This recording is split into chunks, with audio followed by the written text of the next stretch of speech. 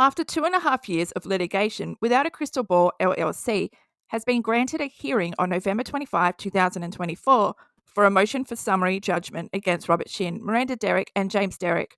After 2.5 years, none of the plaintiffs have provided any evidence of damages or lost wages connected to our reporting. Deposition testimony of Robert, Miranda, and James proved that I have not defamed them in any way. None of the parties testified that calling a church... Oh my God, Katie, you wasted your deposition questions.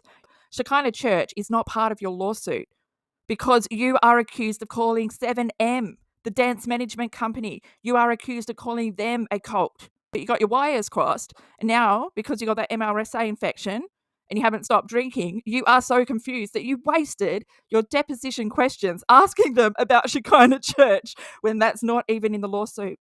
Two different entities. There's a Shekinah Church, one, and two, the 7M Dance Management Company. Deposition testimony of Robert, Miranda, and James proved that I have not defamed them in any way. None of the parties testified that calling a church a cult is defamation. That's not what you're accused of. You're accused of calling 7M a cult.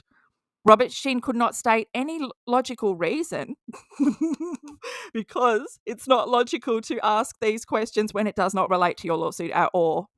Maybe you should have sat down with Jennifer, prepared. This is where having a lawyer that is an expert in defamation would really help your case, but you don't. You have a lawyer that deals with real estate?